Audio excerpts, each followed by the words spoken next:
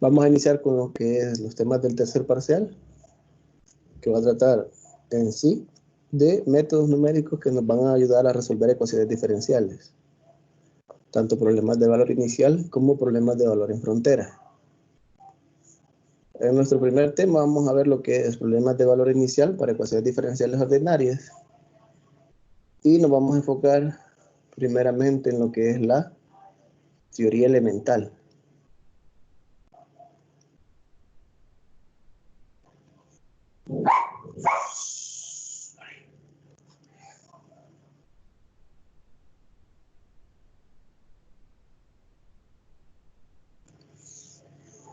Vamos a ver la teoría elemental y vamos a ver qué definiciones, condiciones, teoremas nos van a permitir garantizar que nuestra ecuación diferencial con un problema de valor inicial tiene solución única, para que nuestros métodos numéricos tengan una buena aproximación a la solución original.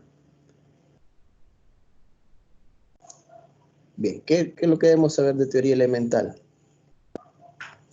Vamos primeramente a ver la que es la primera definición, la definición 1.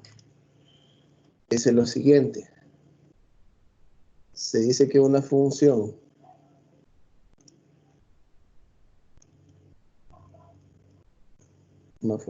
en dos variables.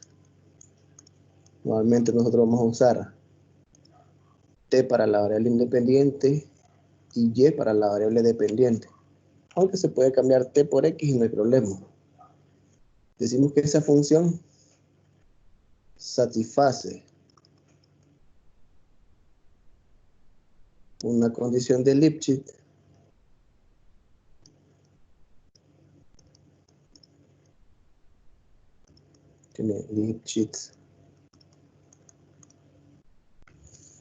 en la variable y. También se puede hacer en la variable t. Lo vamos a hacer en la variable y, que es la dependiente. La variable y en un conjunto de cualquiera de R2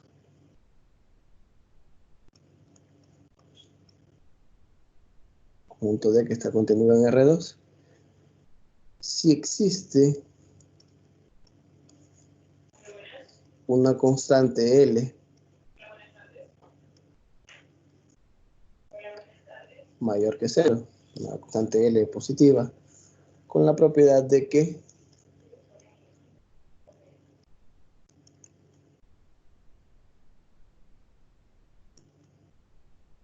se tiene que cumplir esta desigualdad de aquí. Se tiene que cumplir que f de t y1 menos f de t y2 sea menor o igual que L por y1 menos y2. Siempre que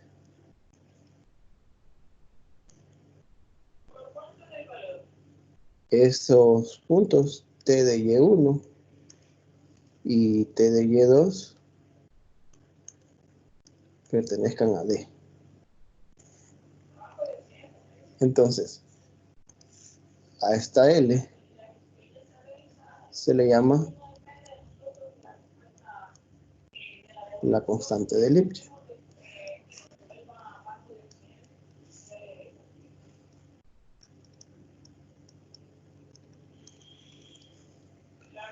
Entonces, ¿por qué agarramos una función en dos variables f de t y? Porque cuando nosotros resolvemos una ecuación diferencial, vamos a tener siempre esas dos variables.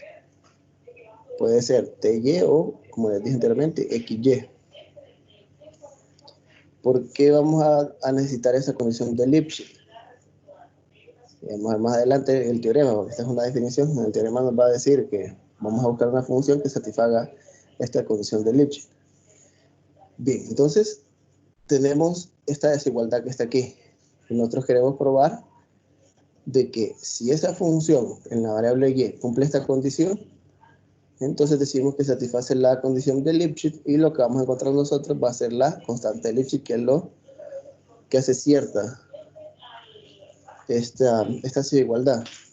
Un ejemplo sencillo sería Por ejemplo, vamos a agarrar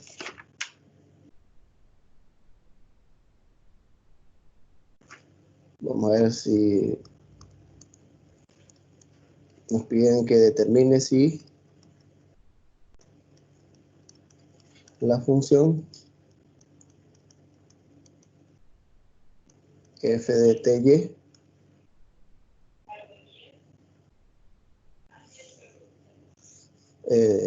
satisface la condición de Lipschitz.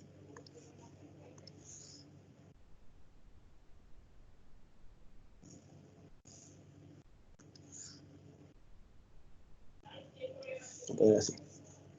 Si la función f de ty satisface la condición de Lipschitz.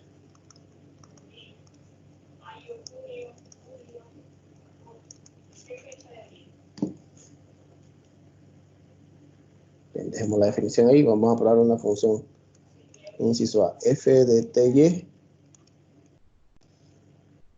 igual a 2 sobre y más t cuadrada e a la t para 1 menor o igual que t menor o igual que 2. Y queremos probar eso.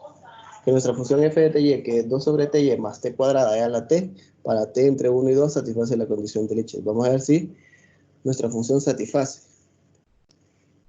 Entonces venimos nosotros y decimos solución. Vamos a usar esta desigualdad de aquí. Decimos f de t y1 menos f de t y2. ¿A qué nos lleva esto? Que vamos a cambiar a nuestra función f de ty la y por y1, el t queda igual, queda fijo, menos, y vamos a cambiar la función, el y por y sub 2, y el t también queda fijo. Eso nos lleva a, vamos a hacer un paréntesis solo para guiarnos, en que tengo 2 sobre t y1 más t cuadrada e a la t. Ese sería nuestra f de t y1 menos f de t y2, que sería 2 sobre t y2 más t cuadrada e a la t. Cierro ahí. Bien, ¿qué debemos de hacer esto? ¿A qué nos debe recordar esto? A lo que hacíamos con encontrar la cota superior de los errores. Es parecido, solo que con esta desigualdad aquí que tenemos que cumplir. ¿Qué podemos hacer con nuestras funciones? Entonces, simplificando un poco ahí, nos quedaría valor absoluto de quién. Si observan, esta t cuadrada de a la t se va con esto de aquí, estamos en resta, y solamente nos quedaría 2 sobre t que multiplica a y1 menos y2, sacando a 2 sobre t como factor común. Fíjense bien que ya más o menos está apareciendo lo que es esta parte de la derecha de la condición que tenemos que cumplir. Esta parte derecha hay una constante L que multiplica el valor absoluto de y1 menos y2. Entonces, casi lo tenemos aquí. Aquí sería, separando por propiedades de valor absoluto, nos queda 2 sobre t que multiplica a y1 menos y2. Ya tenemos esta parte de aquí. ¿Dónde va a salir esa constante L? ¿Dónde va a salir la constante de Lipschitz? Va a salir de ese 2 entre t, del valor absoluto de 2 entre t. Bien, ¿cómo vamos a encontrar la L? Venimos y como esta es una desigualdad que dice menor o igual que L por y1 menos y2 en valor absoluto, lo que tendríamos que hacer es maximizar este de aquí. Encontrando el max de esa función 2 sobre t, vamos a encontrar la constante de Lipschitz. ¿Cómo lo haríamos? Formalmente sería, aquí aparte decimos, sea una función g de t igual a 2 sobre t, y t que varía entre, según nuestro problema, entre 1 y 2. Entonces, evaluamos los extremos y calculemos ahí cuánto sería g de 1 y cuánto sería g de 2.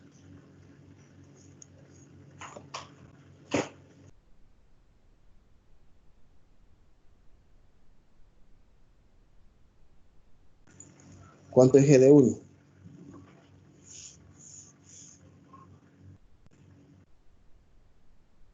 2 sería. Y g de 2, 1. 1. Eso en los extremos. Ahora vamos a la derivada. Vamos a ver si hay rectas tangentes horizontales en ese intervalo. Venimos y decimos g' de t igual a 0. G' de t igual a 0, nos queda, la derivada de esta sería menos 2 sobre t cuadrada.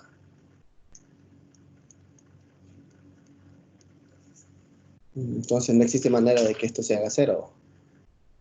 Aquí sería menos 2 igual a 0 y esto es falso. Entonces no existe, bueno, esta función en todo su dominio no tiene rectas tangentes horizontales. Y si recuerdan, no es más que la función 2 sobre t es algo así. En una parte es decreciente y en la otra también, solo tiene la asíntota vertical en 0. Entonces, ¿qué significa? ¿Cuál es el máximo? Vamos a decir, esto es menor o igual que, agarramos el máximo, voy a ponerlo aquí, el max del valor absoluto de g de t es 2, que es el extremo izquierdo. Cuando ya tenemos el máximo, entonces podemos sustituirlo aquí y decimos, aquí iría 2 por el valor absoluto de y1 menos y2. Y ya concluimos nuestro ejercicio. Solo habría que poner la condición aquí. Por tanto, la función f de ty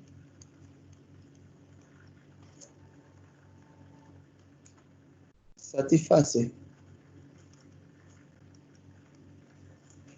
la condición de Lipschitz. Y podemos especificar con qué constante.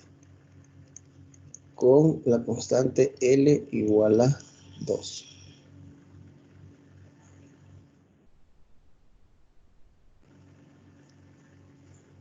Y ahí terminaría. ¿Tienen alguna duda, inquietud?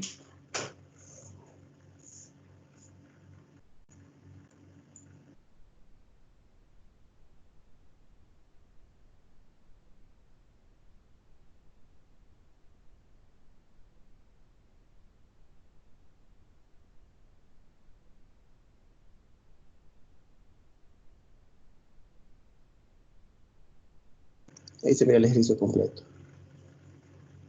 Esto que estamos haciendo aquí, esto es por la definición. ¿Por qué especifico que por definición? Porque adelante vamos a ver un teorema que nos va a ayudar bastante para simplificar esta parte de aquí para otro tipo de funciones un poquito más complejas.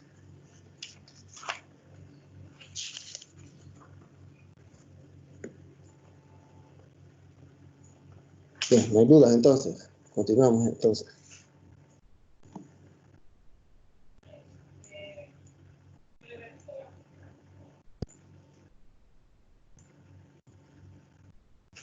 Vamos a la siguiente definición para llegar al teorema que les vengo comentando.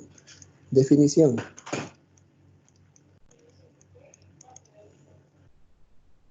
Se dice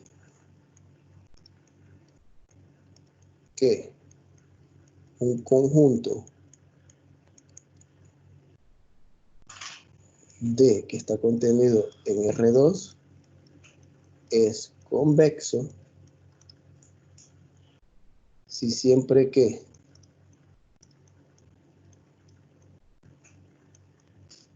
nosotros tomemos, siempre que vamos a agarrar, voy a ponerlo aquí, T1, Y1 y T2, Y2, o sea, dos puntos, dos parejas, pertenecen a D.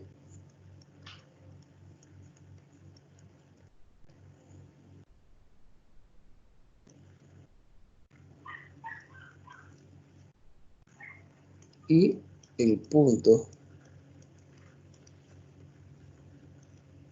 1 menos lambda T1 más lambda T sub 2, coma, 1 menos lambda Y1 más Y2 también pertenece a D.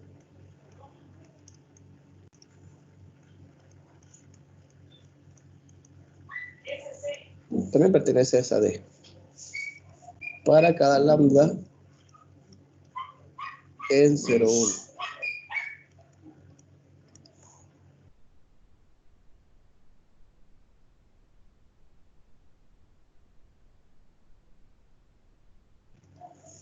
¿Qué nos dice esto?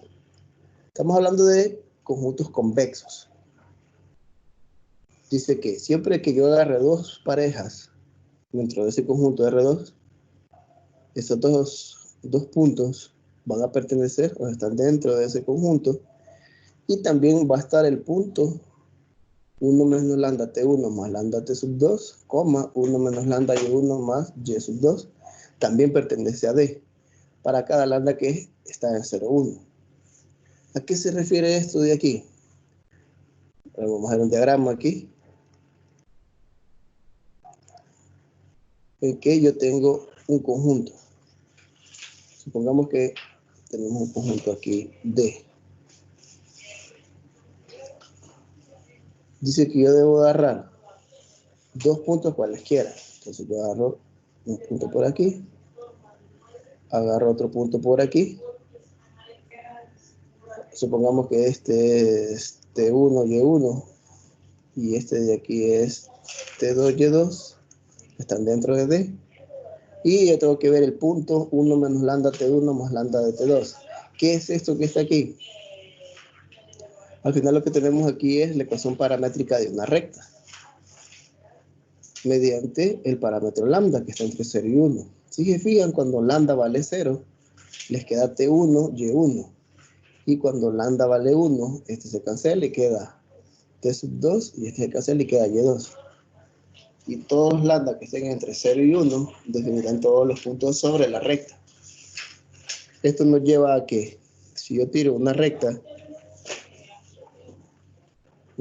que va del punto T1 al punto T2, Y2,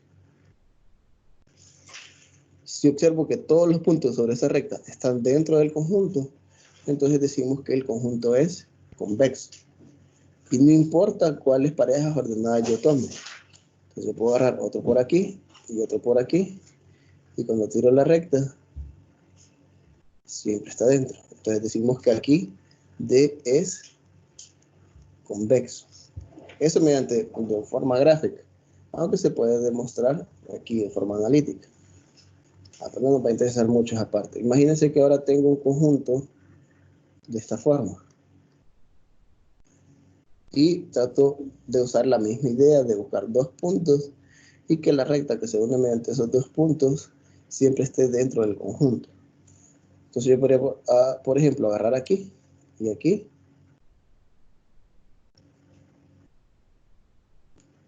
Y la recta está dentro. Pero si yo agarro un punto por aquí y agarro un punto por aquí, entonces al tirar esta recta aquí, esta parte de aquí está fuera de D. Entonces hay puntos que están dentro y hay puntos que están afuera. Entonces decimos aquí que D no es convexo. Eso es convexidad. ¿Por qué vamos a usar eso de convexidad? La vamos a usar para el siguiente teorema.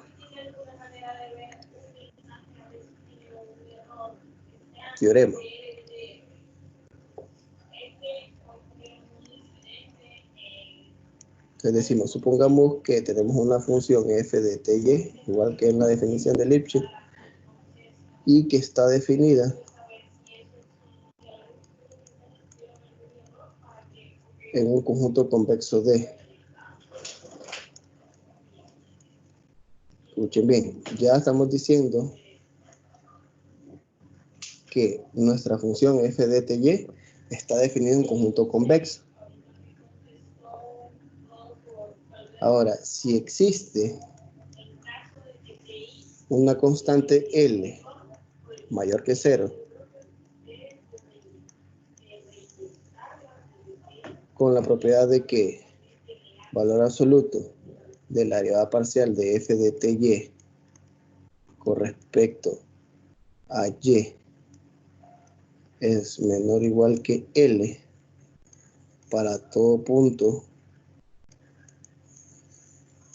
t, y que pertenece a D, entonces f satisface una condición de Lipschitz.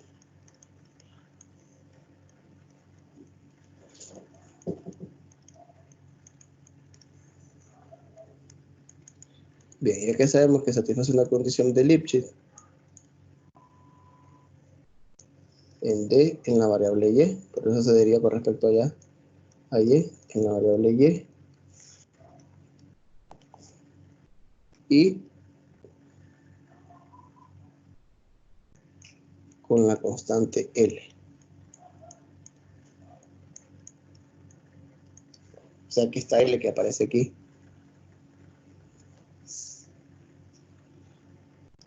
a esa L es la constante de Lipschitz.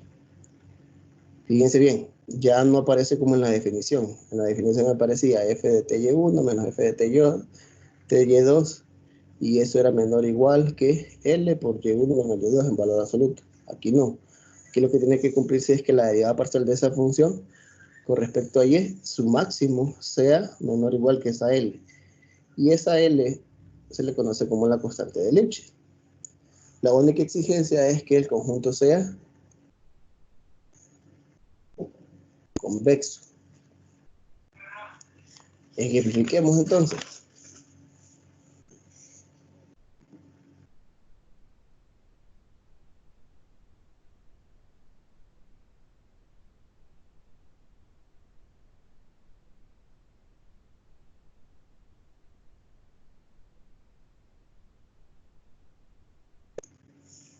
Ejemplo.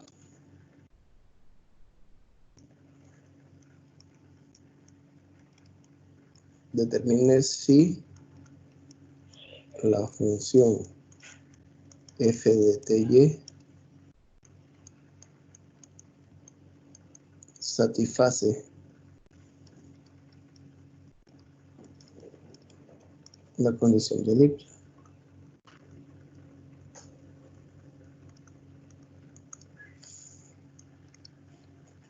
Para como se hizo aquí. Supongamos que agarramos f de ty igual a 4t al cubo y sobre 1 más t a la 4. Y vamos a agarrar que t esté entre 0 y 1.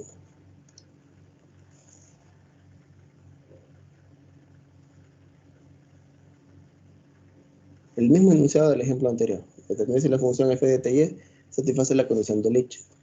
Me dan la función y me dan el intervalo donde se mueve t. ¿Qué sucede ahora? ¿Cómo decido yo si puedo usar lo que es la definición? La definición es más general, funciona para cualquier conjunto D. O si puedo utilizar lo que es el teorema, pero el teorema solo funciona cuando el conjunto es convexo. ¿Cómo haríamos para probar de que el conjunto D, estamos hablando aquí, es convexo? ¿Qué nos está diciendo aquí? D es el conjunto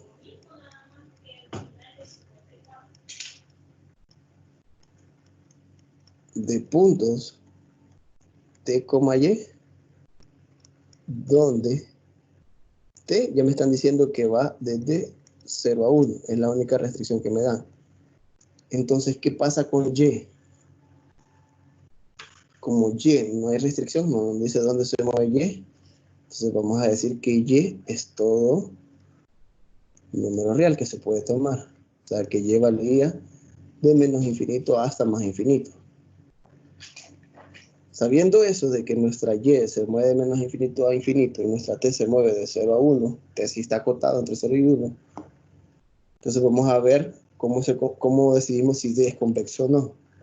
Como no nos vamos a ir a la parte analítica de demostración de si el conjunto es convexo, nos vamos a ir a la parte gráfica.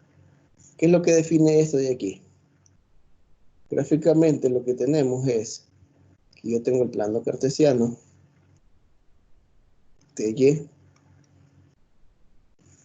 y lo que tenemos es que T se mueve entre 0 y 1, supongamos que luego está por aquí. Pero el Y se mueve de menos infinito a más infinito. Es decir, que se mueve de aquí a aquí y de aquí a aquí.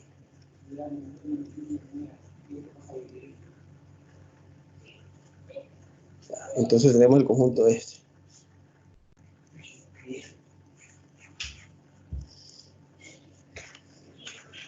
Ese es nuestro conjunto D. T entre 0 y 1 y Y de menos infinito a infinito. ¿Qué podemos decir? Que si nosotros tenemos un punto por aquí, otro punto por acá, y unimos mediante una recta,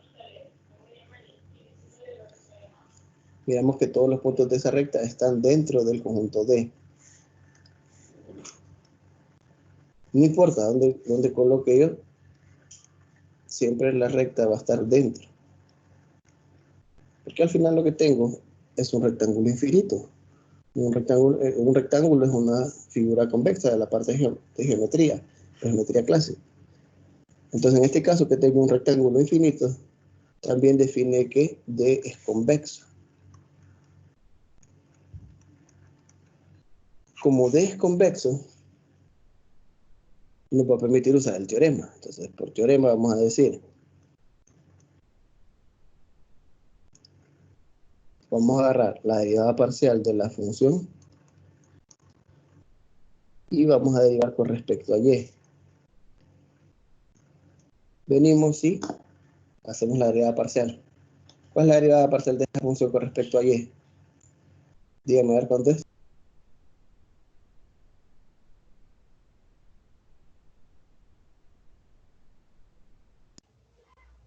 4t cubo entre 1 más t a la 4.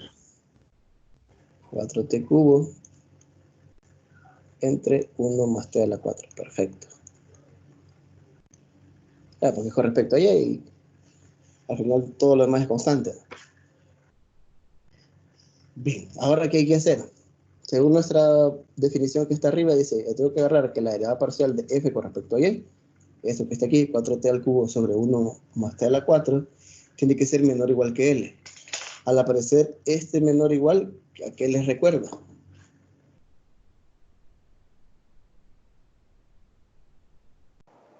A una cota superior. Correcto, vamos a encontrar una cuota superior. Y si podemos encontrar la mínima cuota superior con valores extremos, mucho mejor. Venimos entonces y hay que maximizar eso. Nuestra función ahora para maximizar sería decir g de t es igual a ¿qué? A 4t al cubo sobre 1 más t a la 4. Y vamos primero, extremos. Ocupo cuánto es g de 0 y necesitamos saber cuánto es G de 1.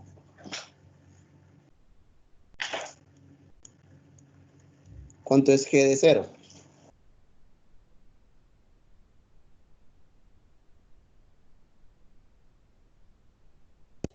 Cero. G de 0, 0. ¿Y G de 1?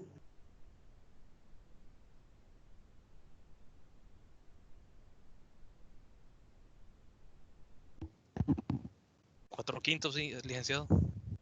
4 quintos. Ah, correcto, 4 quintos. Vamos a la derivada. Recuerda, estamos usando teorema de valores extremos.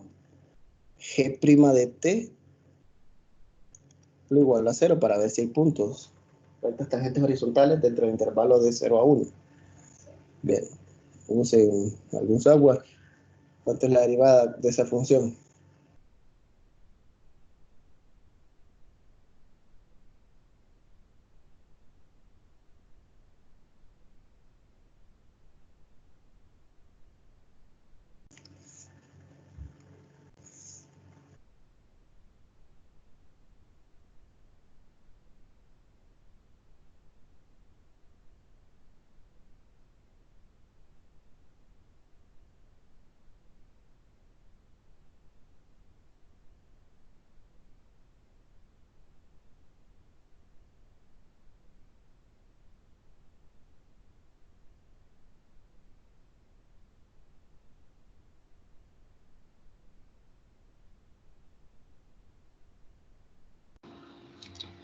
Lick, G de 1 no es 2.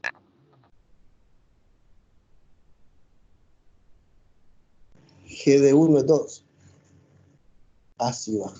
Cierto. Sí, Lick, es 2. Cierto, cierto, cierto. G de 1 es 2. Puede ser aquí 4t, pero no. ¿Dónde está la 4 ahí? ¿Y el G' de t?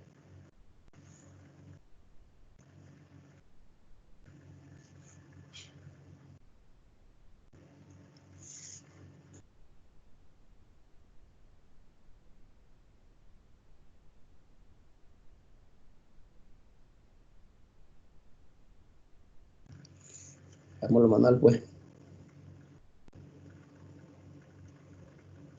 1 más t a la 4 al cuadrado, por regla del cociente.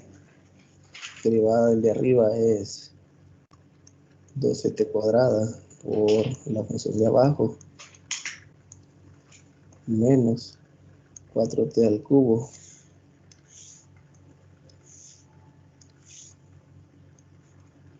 por la derivada del de abajo, que es 4t al cubo igual a 0. Ese 1 más t a la 4 al cuadrado lo puedo pasar a multiplicar y arriba hago distributiva.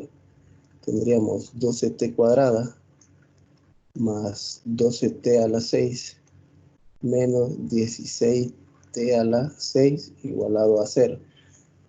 Entonces nos quedaría 12t cuadrada menos 4t a la 6 igual a 0.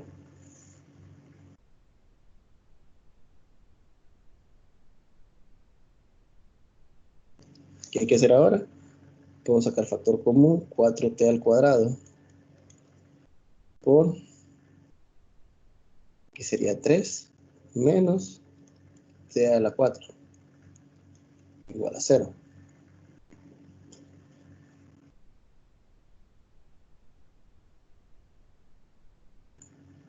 Luego de ahí tendríamos dos ecuaciones, 4t cuadrada igual a 0 y 3 menos t a la 4 igual a 0. Nos queda entonces de este que t es igual a 0 y de este nos queda que t es más o menos raíz cuarta de 3.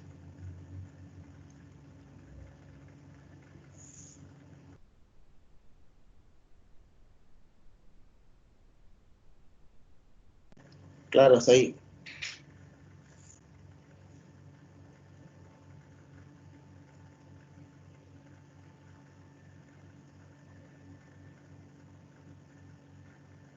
Sí, Ahora, t igual a 0 pertenece. Claro que sí. Es un extremo. O sea, este pertenece al intervalo de 0 a 1. Todo cheque hasta ahí. Y aquí tengo más o menos raíz cuarta de 3. ¿Cuánto es esto aproximadamente? ¿Cuánto es la raíz cuarta de 3? 1.3161. 1.3161. ¿A qué nos lleva esto? A que esto, no importa si es positivo o negativo, no pertenece a 0,1. Bien, 0 sí pertenece, 1.3161 no pertenece. Pero 0 es un extremo. Entonces, podemos concluir cuál es el máximo de g de t.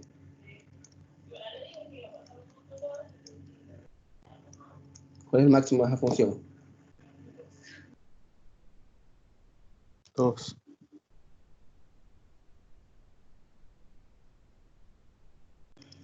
2, ¿de acuerdo? El máximo es 2. Ya que tenemos que el máximo es 2, podemos decir que, por teorema, la derivada parcial de f de ty sobre la derivada parcial de f de ty con respecto a y, que es igual a 4t al cubo sobre 1 más t a la 4 en valor absoluto, esto es menor o igual que 2. ¿Qué decía nuestro teorema? A ponerlo aquí. Nuestro teorema dice, supongamos que tenemos una función f de ty, perfecto, esa es la función que tenemos nosotros. 4t al cubo y sobre 1 más t a la 4. ¿Está definido un conjunto convexo D contenido en R2? Sí, es un conjunto convexo, dado que t se mueve entre 0 y 1 y y es todo número real. Tenemos un rectángulo infinito y vemos gráficamente que sí es convexo, porque cumple las propiedades de un rectángulo finito. Luego, tenemos que si el valor absoluto de esa derivada parcial con respecto a y es menor o igual que una L, o sea que tiene una cota superior, entonces dice que f satisface la condición de Lipschitz. Entonces en nuestro caso, por teorema, encontramos la derivada parcial, maximizamos y encontramos que esa cuota superior es 2. ¿A qué nos lleva esto? Que f satisface la condición de Lipschitz y la constante es 2. ¿Cómo podemos concluir eso? Por tanto, f de ty, nuestra función con la cual estamos trabajando, satisface la condición de Lipschitz. ¿Con quién? Con L igual a 2.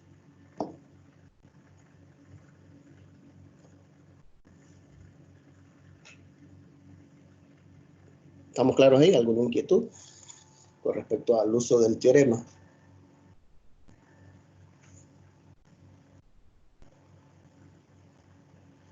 Podemos ver todo el ejemplo ahí, todo el proceso.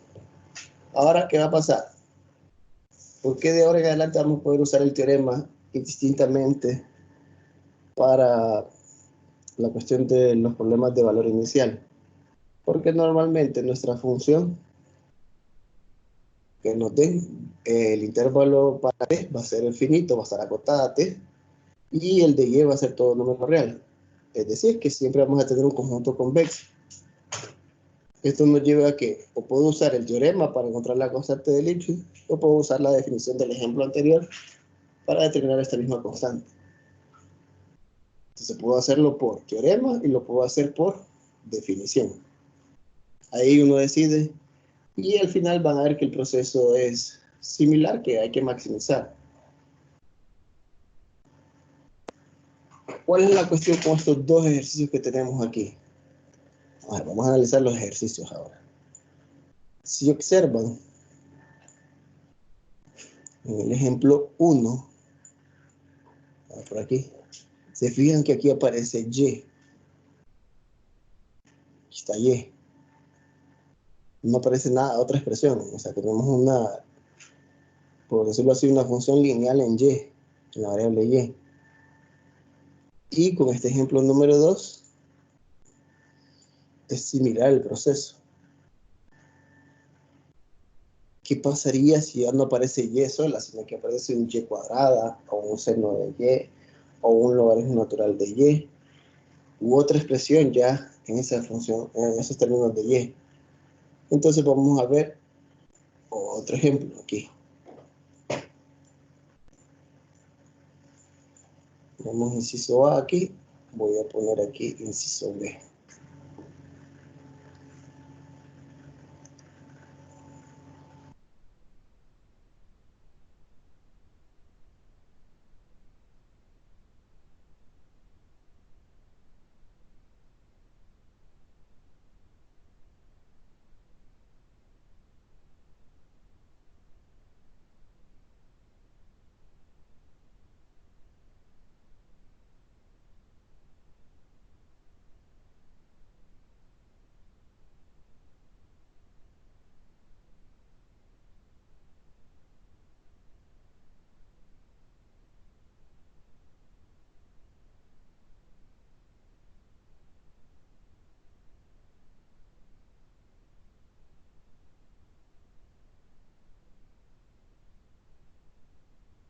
Bien, perfecto, lo que estoy buscando ahorita.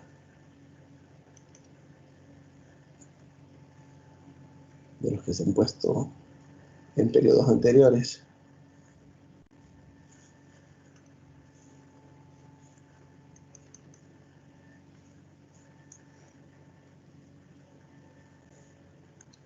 Imaginemos que tenemos esta, f de ty igual a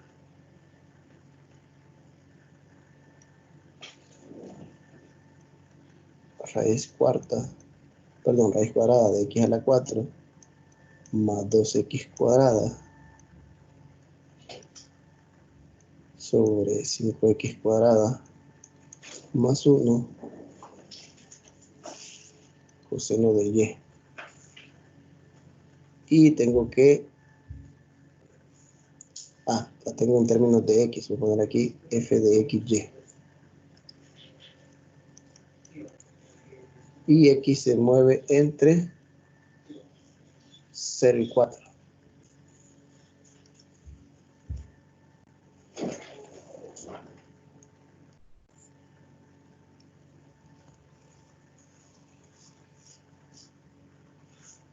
Vamos a acabar con el ejercicio. Entonces, x se mueve entre 0 y 4. Y no hay restricción. Entonces, y pertenece a los reales. Precisamente nos está diciendo que y puede tomar cualquier número real. Igual, no se afecta, no lo afecta el coseno de y. Ahora, como lo queremos hacer por teorema,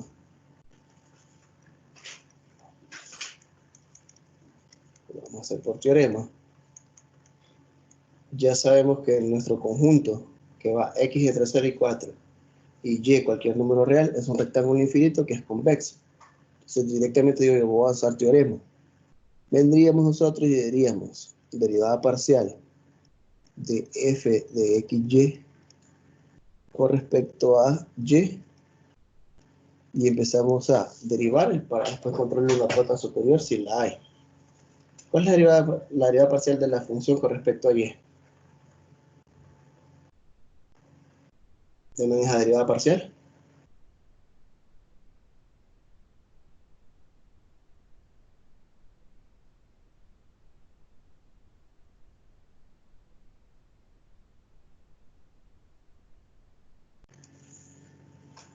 Vamos a ver. ¿Cuánto sería?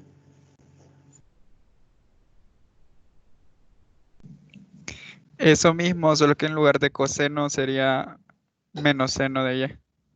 Ajá. Entonces voy a poner el menos aquí. Menos. Aquí sería esta misma función. La que está en términos de x. Y aquí sería seno de y. No es necesario poner paréntesis en y. Cualquier cosa. Ok. ¿Qué hay que hacer? Hay que maximizar. Podría hacer lo siguiente. Miro que ya no es como en el ejercicio anterior. En el ejercicio anterior, cuando derivamos con respecto a y, ¡pum!, desaparecía la y porque era lineal en y. Solo nos quedaba en términos de t. Aquí ya no. Aquí sigue apareciendo la y.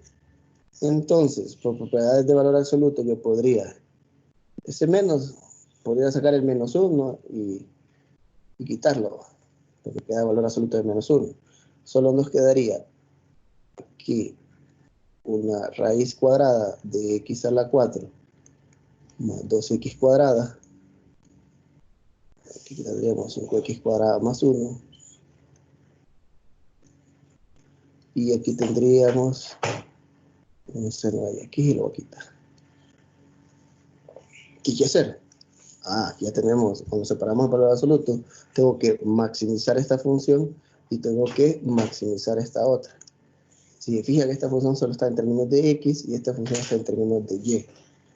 Como nosotros miramos arriba, esa x se mueve entre 0 y 4.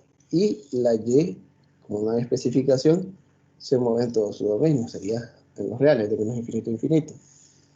Vamos a maximizar entonces la de x. Entonces venimos aquí aparte y decimos sea g de x igual a esa expresión, raíz de x a la 4 más 2x cuadrada entre 5x cuadrada más 1. Venimos, hacemos todo el proceso, tenemos valores extremos. Vamos a los extremos, g de 0 y necesitamos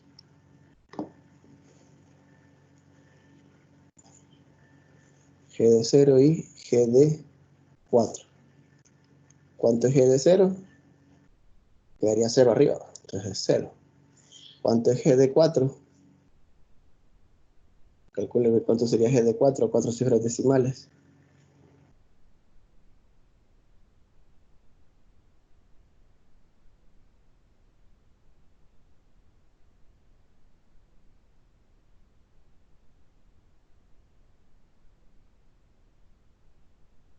¿Cuánto es g de 4?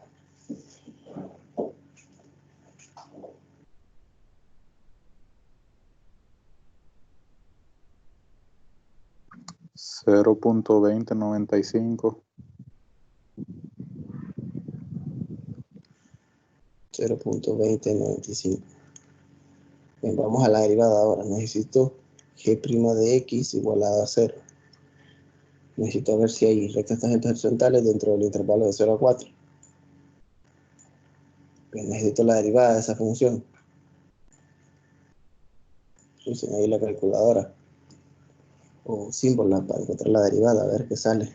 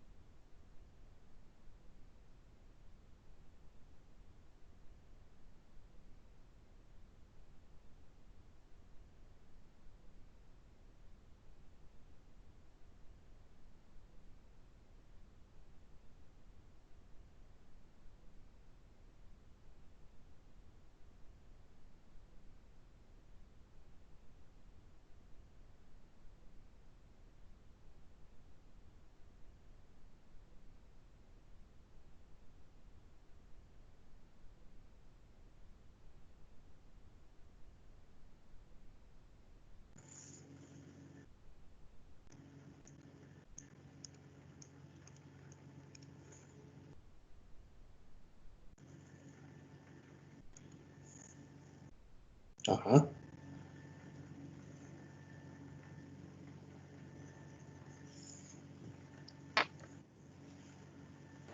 Sería negativo 8x al cubo más 2x Negativo 8x al cubo más 2x entre la raíz de x al cuadrado ajá, multiplicada por 5x al cuadrado más 1 Pero la raíz de x cuadrada, o sea, x cuadrada ahí mismo, dentro de la raíz. No, fuera de la raíz. 5x cuadrado más 1, todo eso elevado al cuadrado.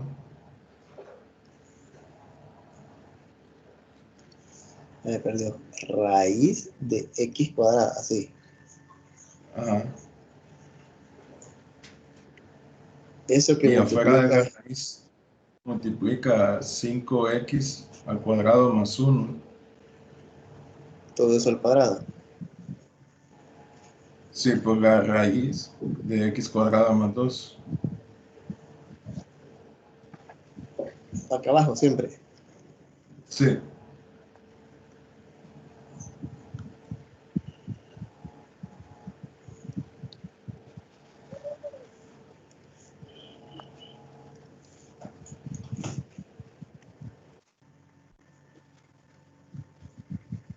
Bien, así está bien escrito.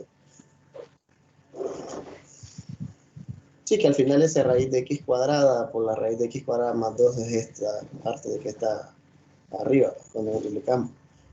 Es lo que se mira raro ahí. En eso igualado a 0. Esto es equivalente a resolver menos 8x al cubo más 2x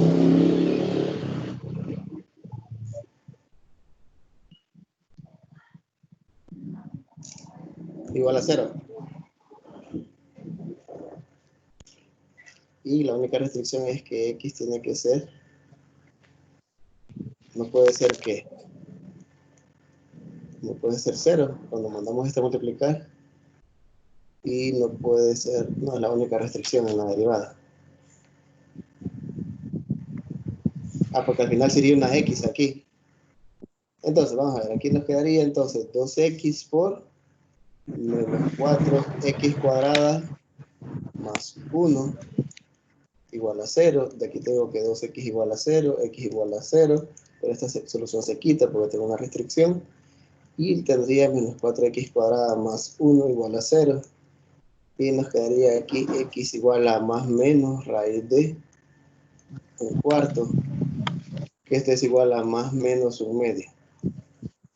Venimos entonces, si analizamos, menos un medio no está dentro del intervalo de 0 a 4 y un medio sí está. Entonces, menos un medio no pertenece a 0 a 4, lo voy a dejar abierto aquí, y tenemos que un medio sí pertenece a 0 a 4. Como sí pertenece, habría que calcular cuánto es g de un medio. Calcule cuánto es g de un medio.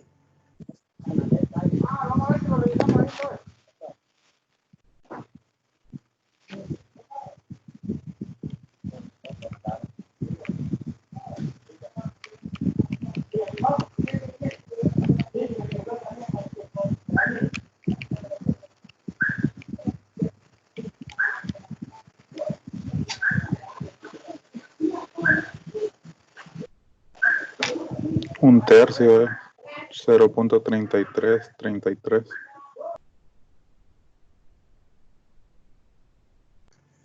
0.3333.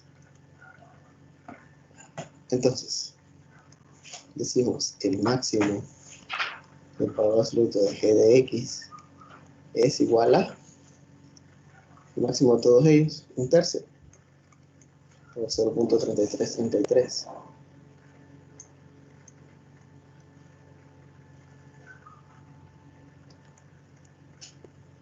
Y ahí tenemos el máximo de esa función. Es el máximo de g de x. Dentro de las tres posibilidades que hay, entre 0, 0.2095 y 0.3333, ese es nuestro máximo. Bien, entonces ya podemos decir esto, esa parte, ¿verdad? Podemos decir entonces que esto es menor o igual que, ya tenemos que este máximo es 0.3333. Ahora hay que maximizar la otra función. Es el máximo del seno de y y es cualquier número real. ¿Cuál sería ese máximo?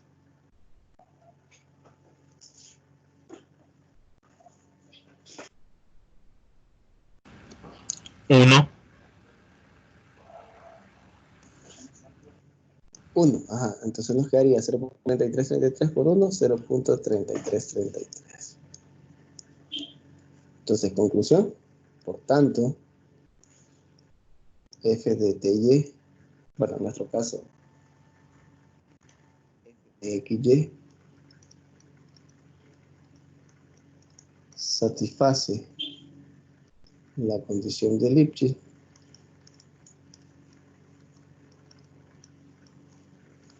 y ponemos con L igual a 0.3333. Y terminar el ejercicio.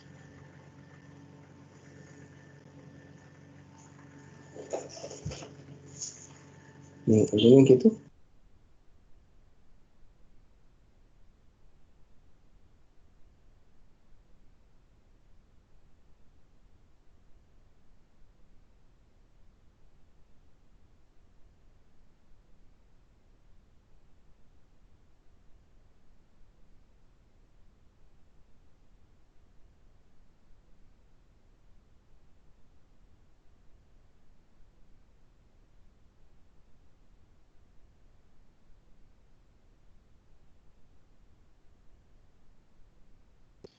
Licenciado, ¿podría bajar un poco más el problema para poder ver la resolución completa, por favor?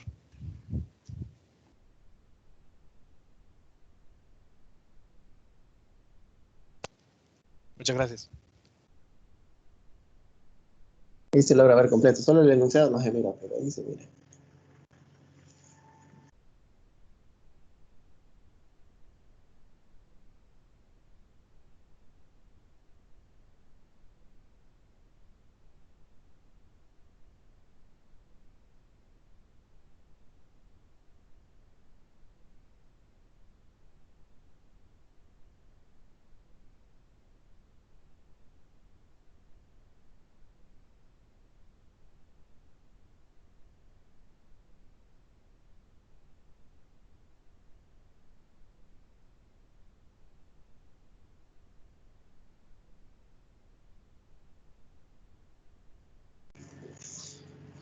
Bien, no hay dudas, entonces vamos a lo que es el último teorema, que nos va a permitir ya poder aplicar los métodos numéricos.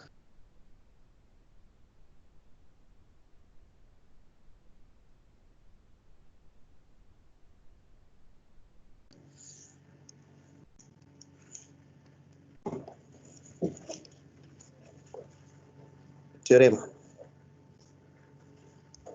Como nosotros decimos, supongamos que tenemos un conjunto D que es igual a todas las parejas ordenadas T, Y, tal que A es menor o igual que T, menor o igual que B. O sea, tenemos que T está acotada entre A y B. Y tenemos que nuestra Y es cualquier número real. Y tenemos una función en dos variables f de t y que es continua en D.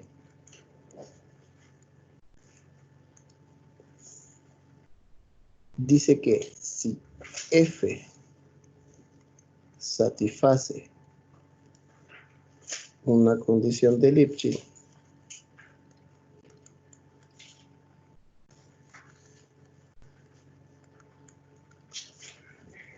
en D, en nuestro conjunto D, siempre en la variable Y, entonces el problema de valor inicial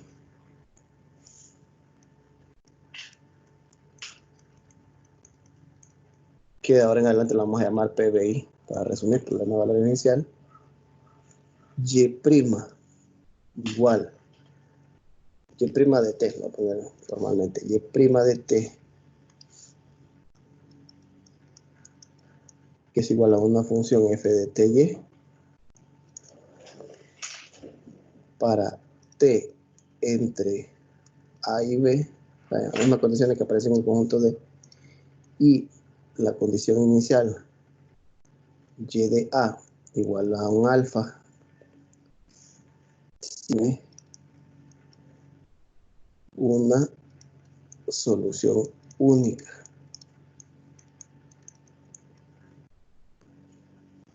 Que la vamos a llamar y de t para los t entre a y b. Podemos garantizar eso. Bien, incluimos el teorema. En primer lugar, dice que supongamos que D son todos los puntos T, Y, tales que T está entre A y B y Y está de menos infinito a infinito. Entonces lo que nos está diciendo aquí, por lo que miramos anteriormente, que al final lo que tenemos que este D es convexo. No un conjunto D convexo, es un rectángulo infinito. Además, tengo esta condición de aquí. Tiene que cumplirse que f de t y sea continua. Entonces ya tengo dos condiciones. Tengo el conjunto D que es convexo. Tengo que nuestra función f de t y es continua en esa D. Luego dice que si f satisface una condición de Lipschitz en ese conjunto D. Entonces, como dice que tiene que satisfacer la condición de Lipschitz en D y D es convexo, por lo que me daba anteriormente, puedo, tanto para demostrar la condición de Lipschitz, puedo usar la definición o el teorema. Puedo usar la definición o el teorema. Entonces, la variable y, para la condición de Lipschitz, la variable y. Entonces dice que el problema de valor inicial, que lo vamos a llamar PBI, y' de t igual a f de t y, tiene solución única.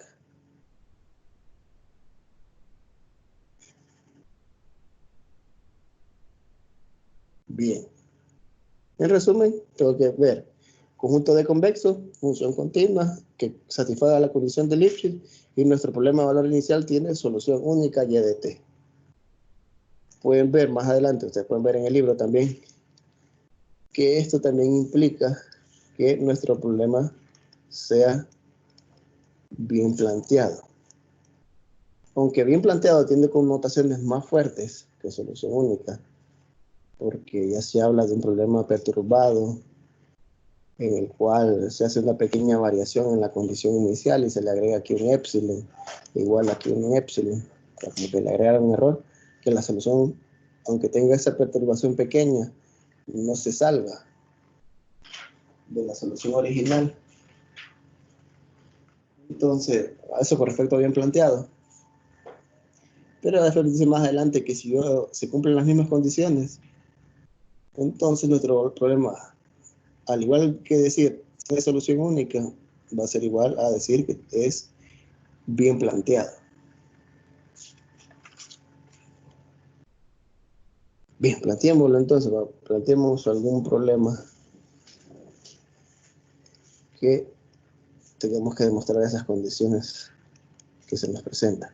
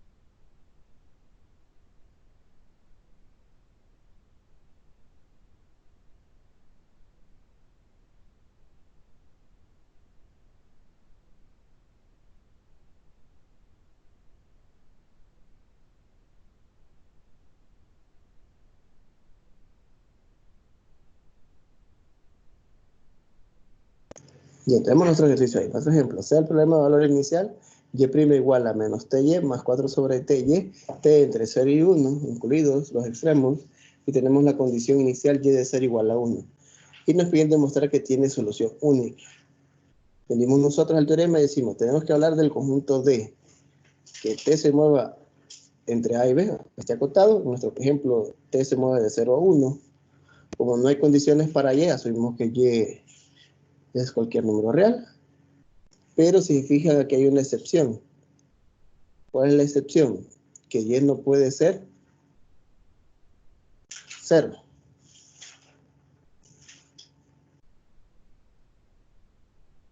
Entonces, ¿qué es lo que sucede aquí? Dice, más adelante, aparte, ¿tengo un conjunto convexo? Sí. Además, f de t y es continua en D.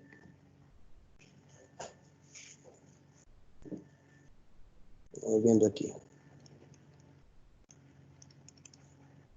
Entonces, primera parte, D es convexo. Sí. La segunda condición, ponerlo acá arriba, es que f de t y sea continua en D.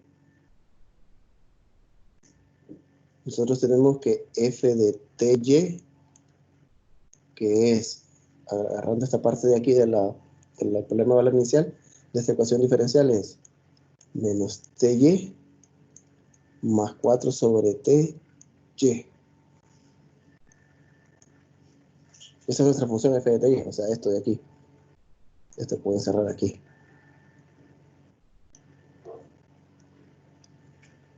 Esa es nuestra f de ty. Ahora dice que es continua. Tenemos que probar que es continua en el conjunto D. Ahora, ¿cumplirá la condición de continuidad?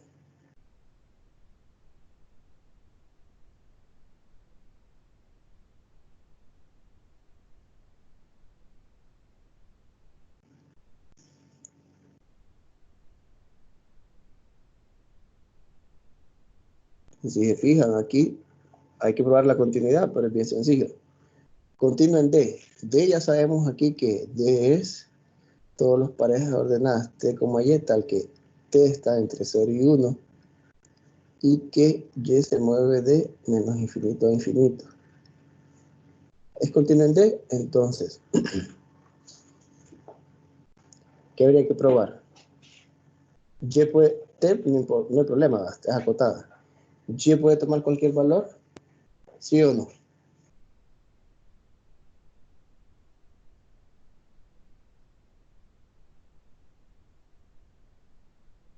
No puede ser 0.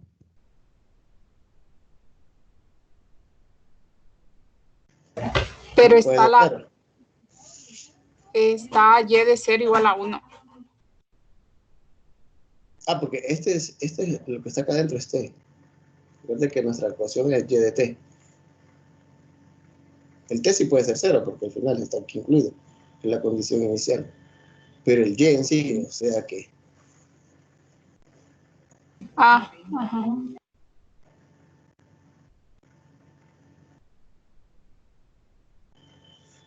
Entonces tenemos que no es continua, ¿dónde?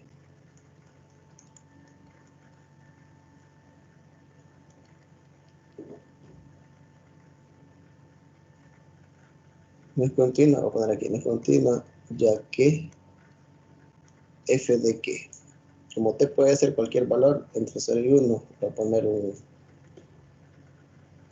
que en t sub 0, 0, aquí es igual.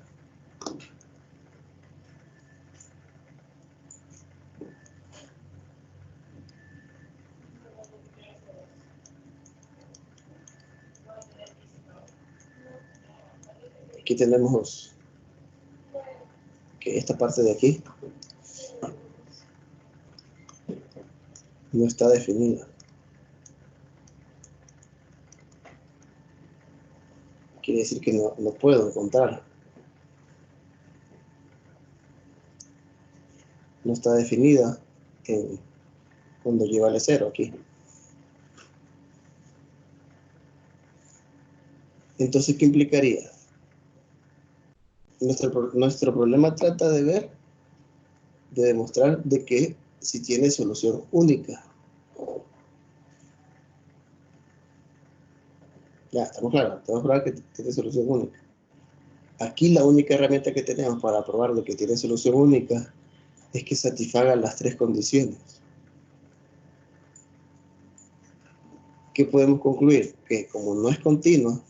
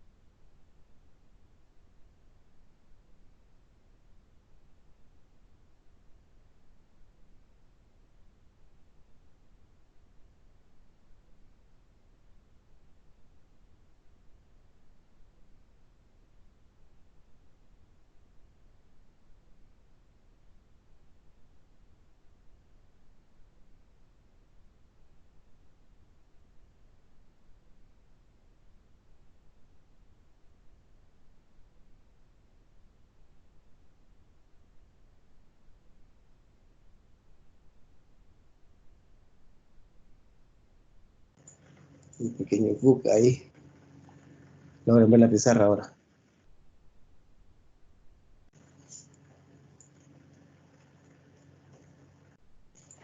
Sí, güey. Se me salió, no sé qué le pasó. Vamos a ver, entonces como no es continua, y la única herramienta que tengo yo para probar solución única es la que estaba arriba en el teorema, entonces podemos concluir de que no cumple las condiciones del teorema. Por lo que no es posible saber si tiene solución única.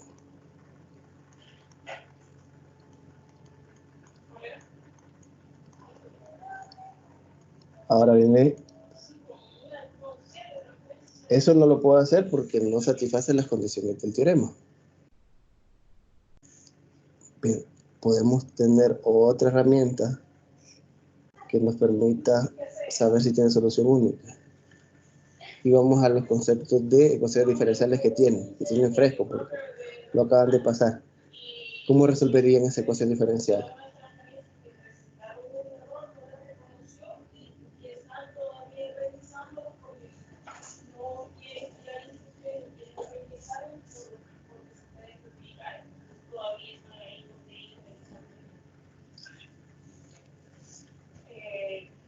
Vamos a ver, ayúdenme ahí. ¿Cómo resolverían esa ecuación diferencial con los métodos analíticos que conocen?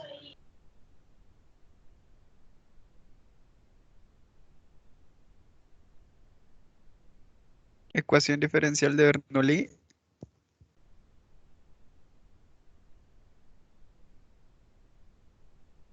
De Bernoulli.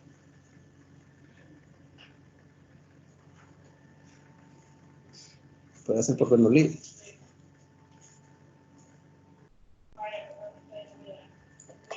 Podría escribirlo así.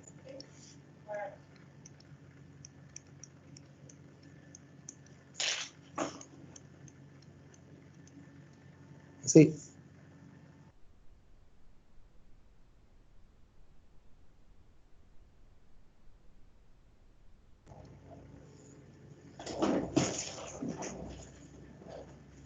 Este es de Bernoulli.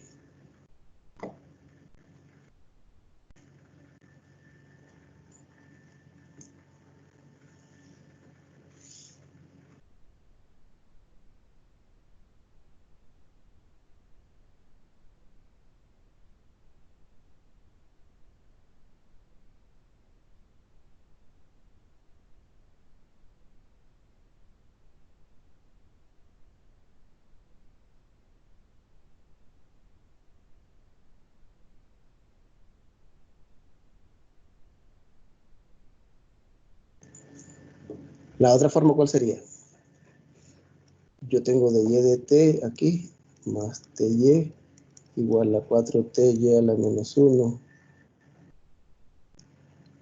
Podría tener de y más ty de t igual a 4ty a la menos 1 de t.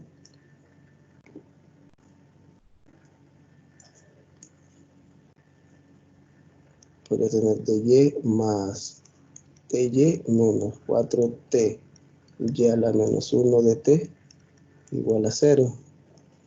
Y de y por aquí más t por y menos 4y a la menos 1 de t igual a 0.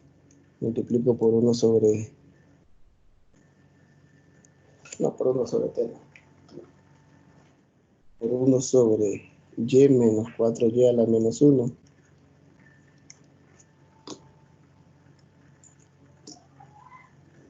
Y tendré aquí 1 sobre y menos 4y a la menos 1 de y. Más, aquí se va el otro, y quedaría t de t igual a 0. Y esto se podría hacer por variables separables.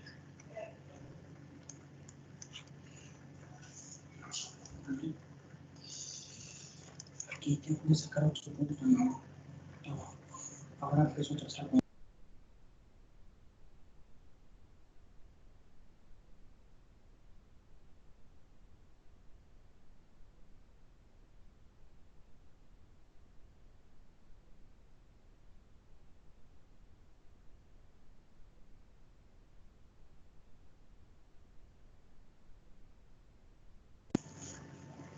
Bien, entonces aquí ya les quedaría de tarea hacerlo por variables separables y ver y ver que si se puede resolver, entonces tiene que solución única.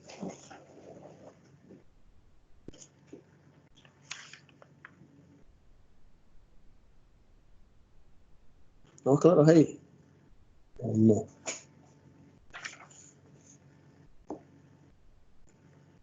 Vamos a ver, aquí lo tenemos ahí. Vamos a hacer otro que sí cumpla.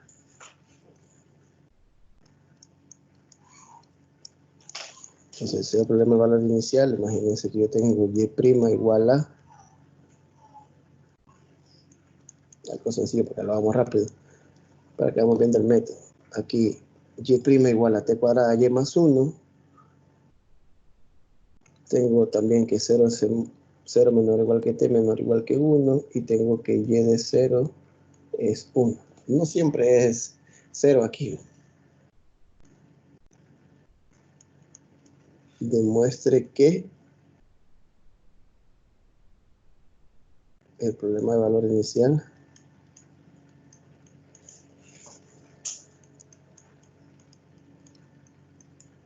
tiene solución única. Entonces vamos a ver este caso, sencillo aquí. Solo para ver cómo es que se va demostrando. Tenemos que el conjunto D es convexo. Tenemos que f de ty, nuestra función es t cuadrada y más 1. Y al final esto que está aquí,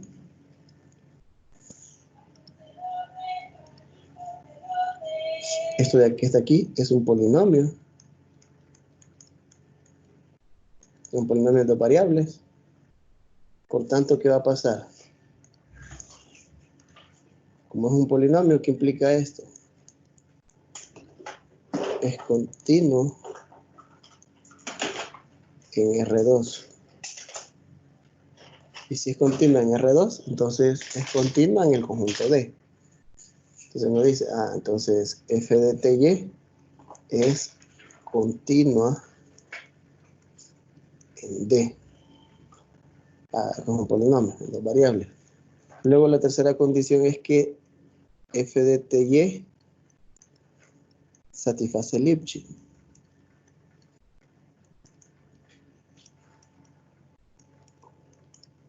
¿Cómo probar si satisface Lipschitz? ¿Cómo probamos si satisface Lipschitz? Como D es convexo, puedo usar o la definición o el teorema. Entonces vámonos por teorema. Por teorema, ¿qué sería? Derivada parcial de la función de ty con respecto a y. Y venimos y derivamos con respecto a y y nos quedaría t cuadrada. Es la cota superior de t cuadrada si t se mueve entre 0 y 1.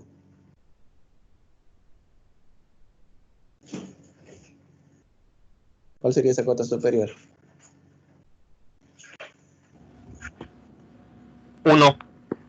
1, perfecto. Entonces tengo 1.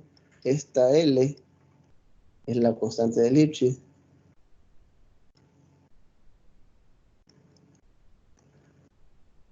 Y entonces ya se cumplen todas las condiciones. El conjunto D es convexo, la función f de ty es continua en D y f de ty satisface Lipschitz con L igual a 1. ¿Qué conclusión tenemos con esas tres condiciones que se han cumplido? Tenemos que podemos concluir, por tanto, el problema de valor inicial tiene solución única.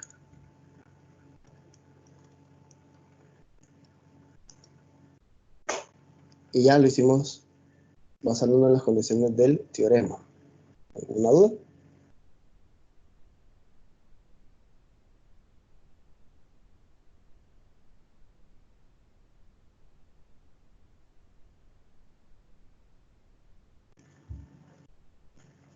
El otro, el anterior, no satisfacía el teorema, pero sí se puede hacer por variables separables, por ejemplo. Si lo podemos hacer por variables separables, entonces podríamos decir que tiene solución única. Si yo puedo usar un método analítico y lo puedo resolver, esa es una de las varias herramientas que tenemos para probar solución única.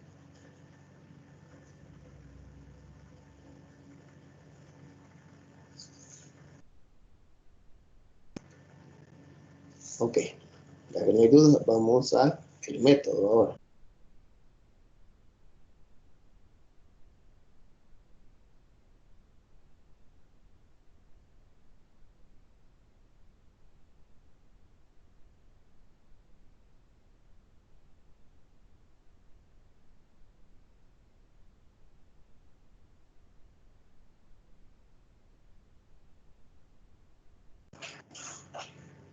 Bien, vamos a ver lo que es el método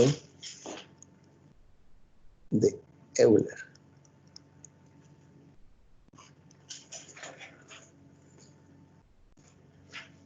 Vamos a ver en qué consiste ese método.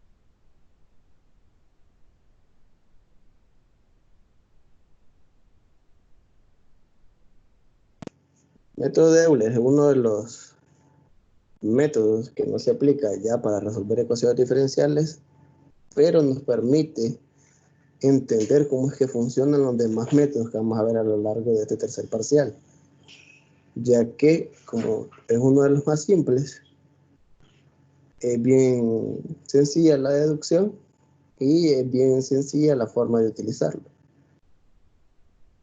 Entonces, imagínense que yo tengo sea el problema de valor inicial bien planteado, es decir, tiene solución única,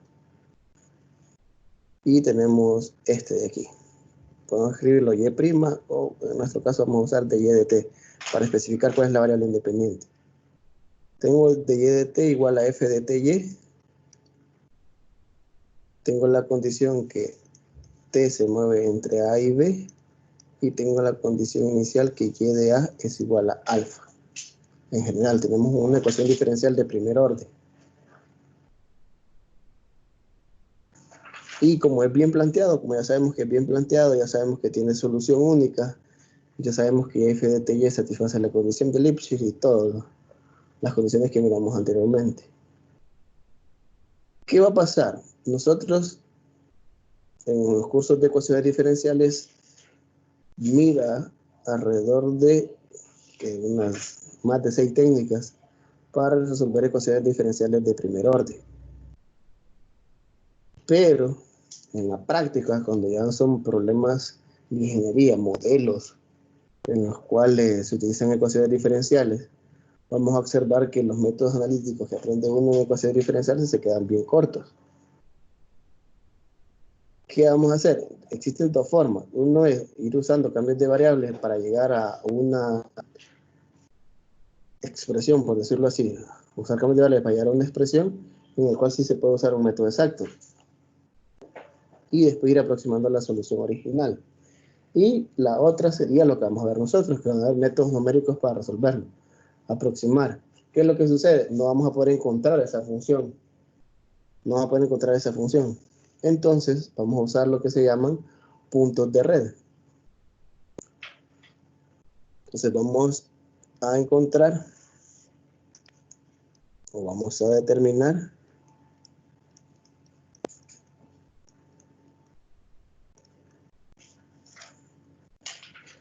una solución aproximada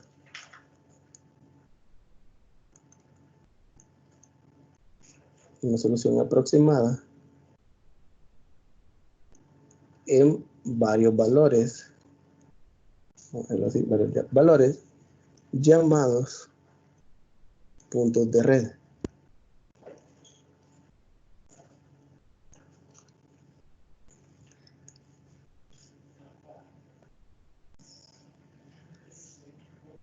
¿Qué significa estos puntos de red? ¿Qué es lo que vamos a hacer? Vamos a agarrar nuestro intervalo aquí, que se mueve entre A y B, y vamos a definir estos puntos de red. T sub 0, T sub 1, T sub 2, así sucesivamente vamos a llegar a un T sub I, y vamos a seguir avanzando. Y vamos a llegar que este último nodo lo vamos a llamar T sub n mayúscula. Aquí el anterior sería T sub n menos 1, T sub n menos 2 y así.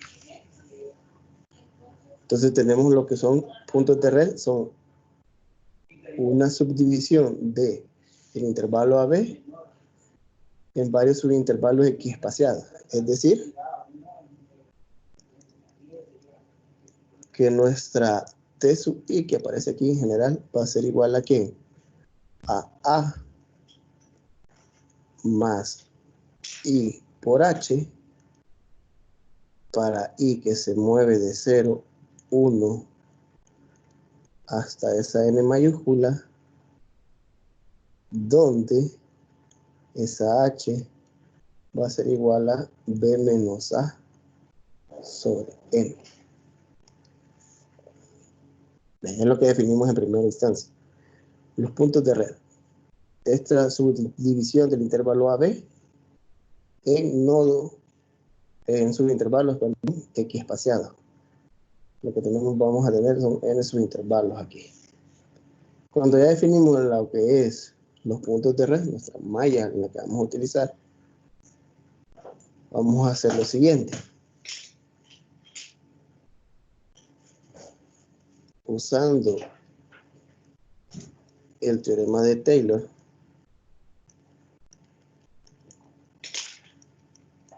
va a surgir aquí el teorema de Taylor para derivar el método.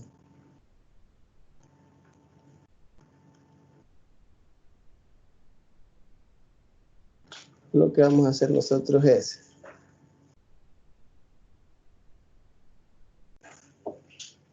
el método de Euler.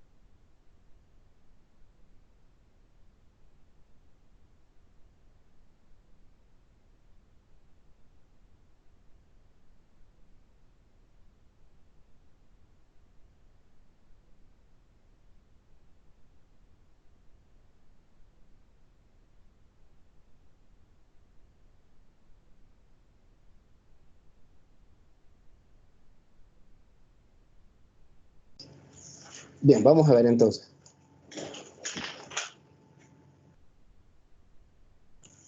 ¿Qué vamos a decir? Sea Y de T la solución única del problema de valor inicial, tal que Y de T, vamos a asumir que tiene dos derivadas continuas, es decir, es continuamente diferenciable hasta la segunda derivada, dos derivadas continuas. Vamos claro ahí, una de las condiciones. Entonces, podemos definir nosotros que ese Y de TI más 1, escúchenme, Y de TI más 1, agarrar un nodo del punto de red. Y de TI más 1, yo lo puedo sustituir como Y de TI más TI más 1 menos TI por un Y' de TI más TI más 1 menos TI al cuadrado entre 2 factorial por un Y' de CI. ¿Qué es lo que estamos haciendo aquí? Estamos definiendo lo que es el primer polinomio de Taylor y estos dos de aquí y el respectivo error. Estamos usando como centro ¿quién? Estamos usando como centro TI, o sea, T igual a TI, ese es el centro. Y al mismo tiempo estamos evaluando en Y de TI más 1, para que quede estos TI más 1 menos TI. Porque en un principio, si lo dejamos normal, sería T menos TI. Entonces, evaluamos cuando T vale TI más 1. ¿Qué nos permite esto?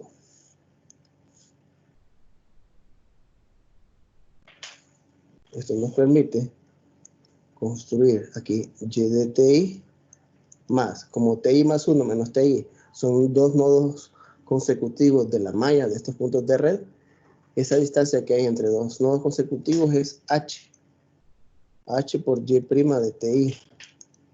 Y el otro quedaría H cuadrada entre 2 factorial Y' del CI.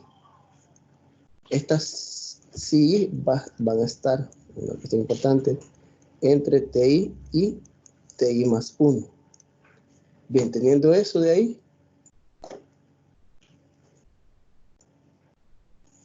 observamos que yo todavía puedo hacer lo siguiente. Y de TI más H, y esa Y' de TI, por ser parte de la solución única, o sea, esa Y de T es la solución única del problema de valor inicial. Y' de TI satisface esto que está acá arriba. O sea que esa Y' de TI no es más que F de la evaluación de TI y Y de TI. Entonces yo puedo hacer ese cambio de ahí. Puedo sustituir H por F de TI, Y de TI, más H cuadrada entre 2 factorial, Y' de CI. Entonces, el método de Euler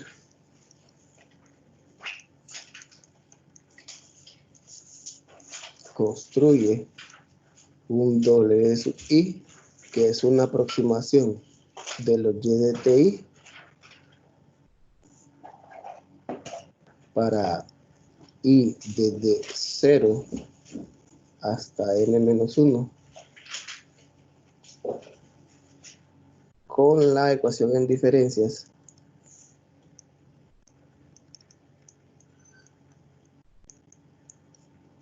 siguiente. Aquí donde viene ya el método. Vamos a eliminar el error de truncamiento que va a tener por cada cálculo. Y lo que vamos a hacer es definir un W sub 0, que es un alfa, que es la condición inicial que está planteada arriba. Y vamos a definir un W de I más 1, que es igual a un WI más HF de TI WI. Y ya sabemos que este va desde 0 hasta n-1.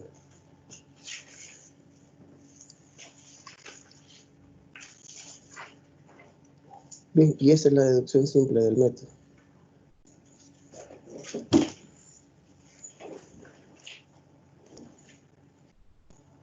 Tenemos esa ecuación de indiferencias que se le conoce como el método de Euler.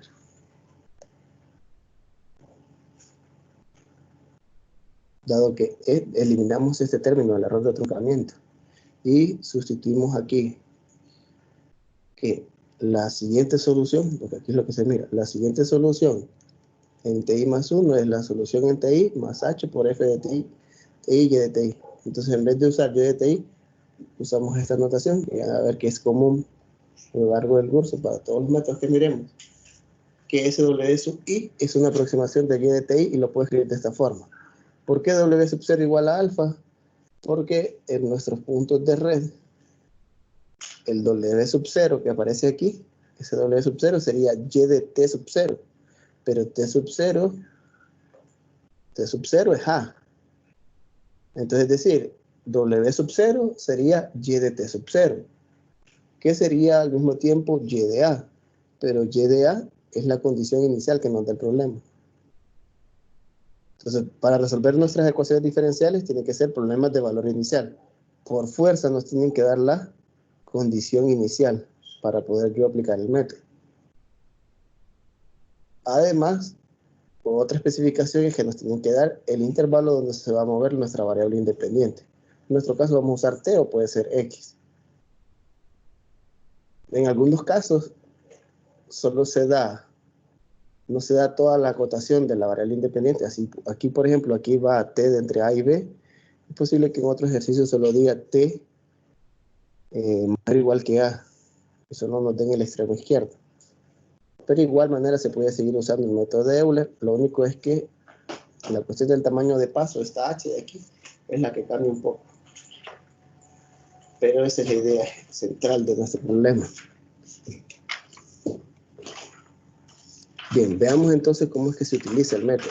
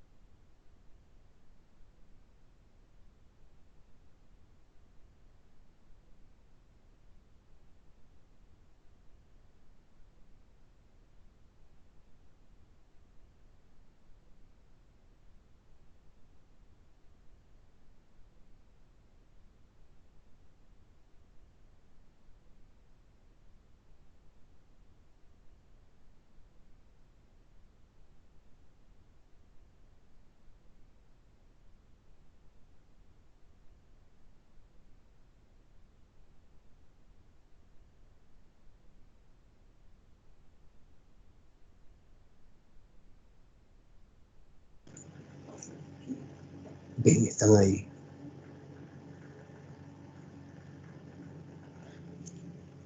No los escucho.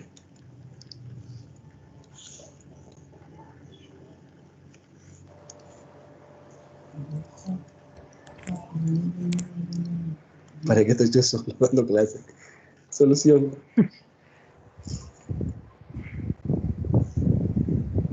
Estoy yo solo hablando con la compu.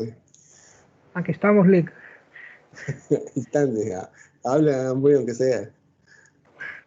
Es la diferencia de lo presencial. Sí, a lo mejor presencial lo miro cuando se están durmiendo y aquí no. Yo lo miro que cabecean. Oh, nos tiene que estar callando. Sí, correcto. A los de atrás callando y a los del frente despertándolos. Y aquí Es están correcto. todos dormidos aquí. Bien, entonces, vamos a ver los pasos. Puntos de red primero. Importante, no te lo vamos a llamar después. A los puntos de red los vamos a llamar malla para simplificar. ¿Qué son los puntos de red? Entonces, vamos a definir esto primero. Puntos de red es el intervalo. En nuestro caso es 2, 3. Venimos nosotros y decimos aquí que este va a ser T0. Bueno, T0 es el tiempo cero. Ese es nuestro tiempo cero. Miren que aquí ya nos dan el tamaño de paso.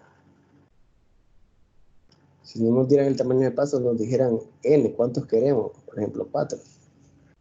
una de las dos opciones. O nos dan ya el tamaño de paso o nos dan el valor de N para calcular ese tamaño de paso. Es ventajoso cuando nos dan el tamaño de paso, que un solo decimos, quiere decir que si el tamaño de paso es 0.5, pasaríamos de T sub 0, que es 2, al siguiente nodo, que es 2.5. Y ese sería nuestro T sub 1. Luego hacemos otra vez el tamaño de paso, sumamos 0.5 y ya pasamos directamente a 3, que es nuestro extremo derecho. Este entonces es nuestro T sub 2. ¿Qué nos indica todo esto de aquí? Que en nuestro método vamos a hacer 2 iteraciones. Eso es importante. 2 iteraciones.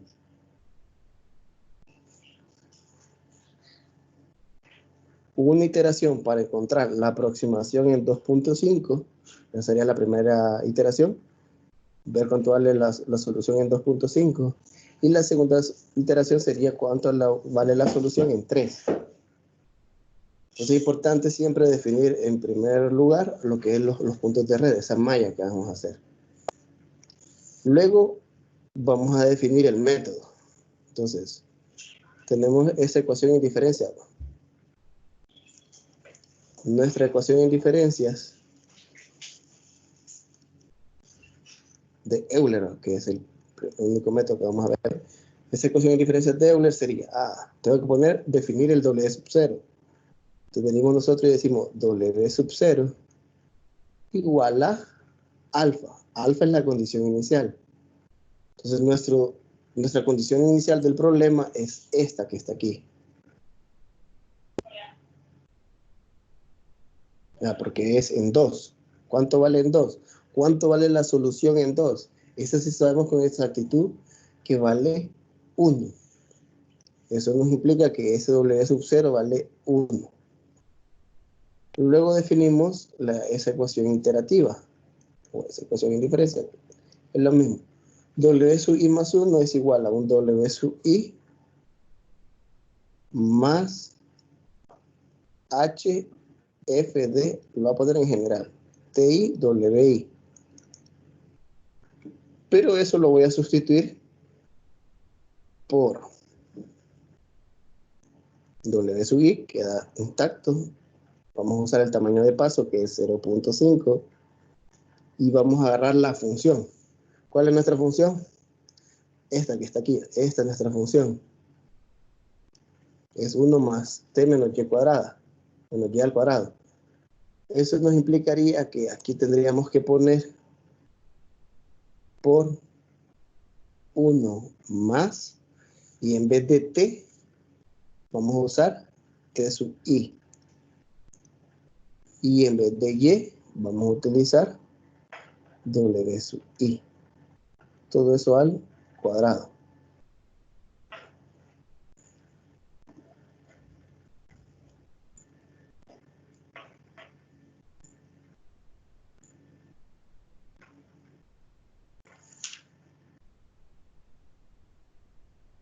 ¿Estamos claros ahí? Entonces, esta ahí, como les dije, eran 2 iteraciones, es cuando i vale 0 y cuando i vale 1. 2 iteraciones las que voy a hacer. ¿Alguna inquietud antes de empezar a hacer iteraciones?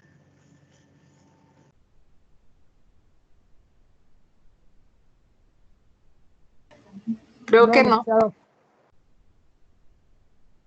Ninguna. Estamos claros cómo se arma la ecuación en diferencias de Euler, entonces. W sub 0, la condición inicial 1, y después solo sustituir en la fórmula, el h y la función. ¿Se puede simplificar esto? Sí, pero ya a estas alturas ustedes pueden usar la calculadora graficable o pueden usar otro software donde metan esta función y solo nos toca evaluar. Yo les enseño paso a paso aquí. Entonces, vamos a hacer iteraciones. Primera iteración. ¿Cuál es la primera iteración? Cuando i vale 0. Cuando i vale 0 nos queda W, aquí vamos a sustituir. Cuando i vale 0, aquí es W sub 1, aquí es igual a W sub 0 más 0.5 por 1 más Miren aquí, aquí sería T sub 0, y aquí nos sirve lo que es la malla, los puntos de red de la malla. T sub 0, ¿quién es? T sub 0 es 2. Entonces podríamos 2 menos W sub 0. Que al final es W sub 0, ¿quién es? ¿Quién es ese W sub 0? ¿Quién es este W sub 0? Según nuestra ecuación de diferencia en Euler es 1. 1.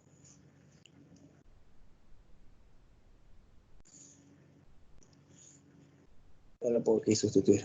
1. Okay. Metan todo eso en la calculadora y me dicen quién es W1.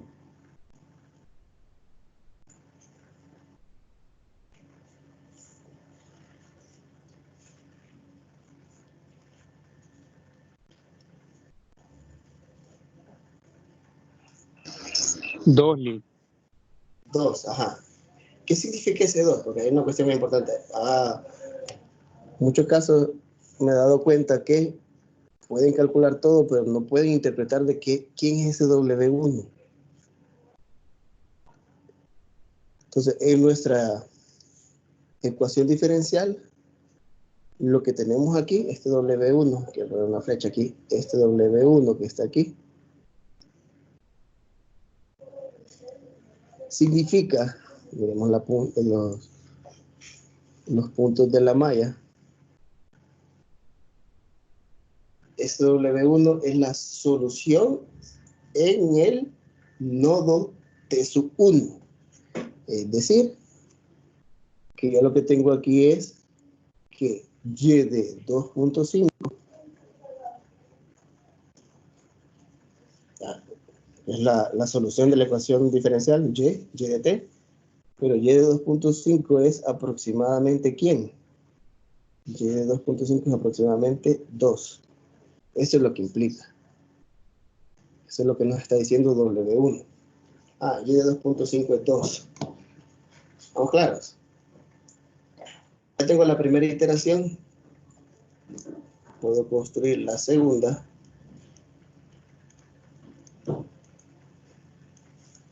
Segunda iteración. Es cuando I vale 1. Significa que aquí voy a poner W sub 2, que sería igual a ¿quién? Tenemos la ecuación de diferencias acá arriba. Sería W sub 2 es igual a W sub 1, pero W sub 1 acabamos de encontrar que es 2 más 0.5 ¿por quién? Por 1 más, aquí tengo que poner T sub 1, pero T sub 1, según los nodos de la malla, a poner por la taquita de la malla, aquí tendríamos que poner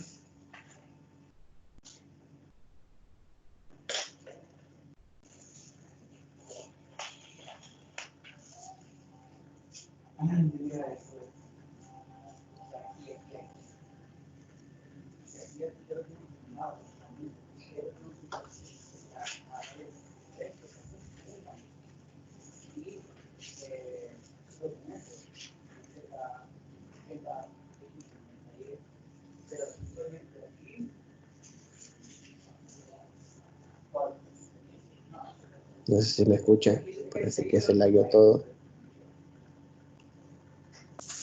¿Se me escucha? Sí me escucha, pero aquí está. Sería aquí, dentro de este paréntesis sería T1, aquí T1. T1 es 2.5 menos, aquí sería W1, pero W1 es 2. Todo eso al cuadrado. Y calculamos cuánto sería W2. ¿Qué sería ese W sub 2? ¿Eso en la calculadora? 2.625. 2. 625. Ajá. Bien. ¿Qué hemos dicho de acá arriba? Que solamente eran 2 iteraciones las que había que realizar. Entonces, ya tenemos que en El y de 2.5 es aproximadamente 2, que sería la solución aquí en este nodo T1. Y tenemos que este que está acá, este es y de 3. Y de 3 es aproximadamente 2.625. Si nos vamos al libro de texto, normalmente, en el libro de texto, para no estar poniendo todos esos cálculos de las iteraciones, lo que hacen es una especie de tabla resumen. ¿Qué nos referimos con esa tabla resumen? Por ejemplo, en resumen, lo que pondríamos sería una tabla donde pondríamos los puntos de red y pondríamos las aproximaciones WI. En nuestro caso, las de Euler. Entonces, ¿cuáles son los puntos de red? Los puntos de red son 2, 2.5 y 3. Y lo que acabamos de encontrar es que W en 2, que es la condición inicial, eso era 1. ¿De acuerdo? Es la condición inicial. Aquí lo tenemos, W0 es 1. El de 2.5 es 2 y el de 3 es 2.625.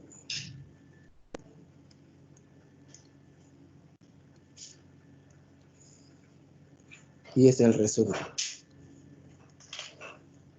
Normalmente lo ponen así porque a veces yo puedo poner exacta aquí como tercera columna, la solución exacta, y empezar a calcular después en la cuarta columna los errores en cada uno de los nodos. ¿Cuáles son los errores absolutos en cada uno de los nodos? Y esto es el método en sí. ¿Cómo mejorarían la aproximación? Aquí solo tengo dos nodos. Pero ¿cómo, si por ejemplo me pedirían a mí cuánto es y de 2.3, ¿cómo lo haría?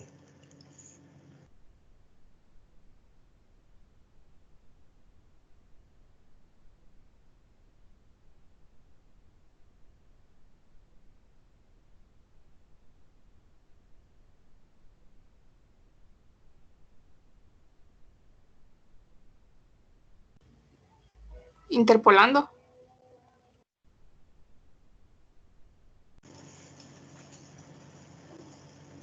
Perfecto, interpolando. Estamos mezclando temas del segundo parcial. ¿Otra forma cuál sería?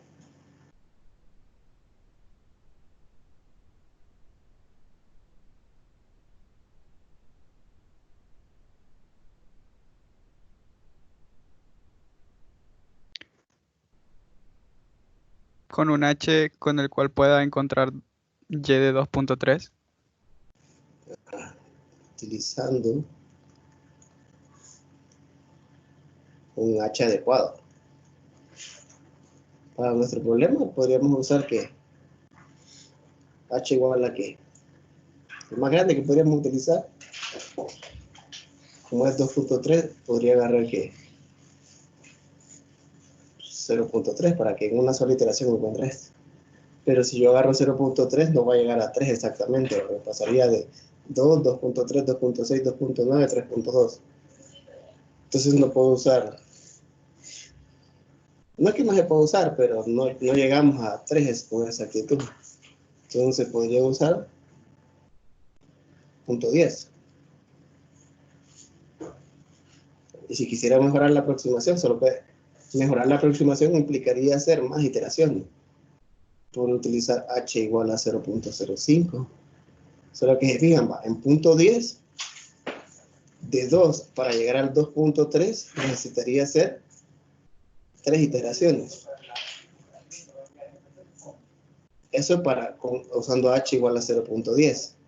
Pero si 2 quiero pasar a 2.3 y utilizo un h igual a 0.05, ¿cuántas iteraciones serían? 6. 6. Y así voy. Sucesivamente, si yo hago h más pequeño, necesitaría hacer más iteraciones. Uno, tanto para, si me piden, por ejemplo, un punto en específico, o si me piden llegar todo un intervalo de 2 a 3. Si es de 2 a 3 con h igual a 0.10, tendría que hacer 10 iteraciones. Pero si es con 0.05, tendría que hacer 20 iteraciones. Imagine que pase a h 0.01. Tendría que ser, para el intervalo de 2 a 3, tendría que ser 100 iteraciones. Entonces, a mano no es conveniente. A computadora, pues la computadora lo podría hacer súper rápido. En micras de segundos ya tiraría las 100 iteraciones. Que eso es lo que normalmente se hace. Se programa el método y se utilizan H bien pequeños. No tan pequeños por la aritmética de redondeo o la aritmética finita que tienen las computadoras. Y no después tira tener unas aproximaciones que no son las correctas con respecto a la solución.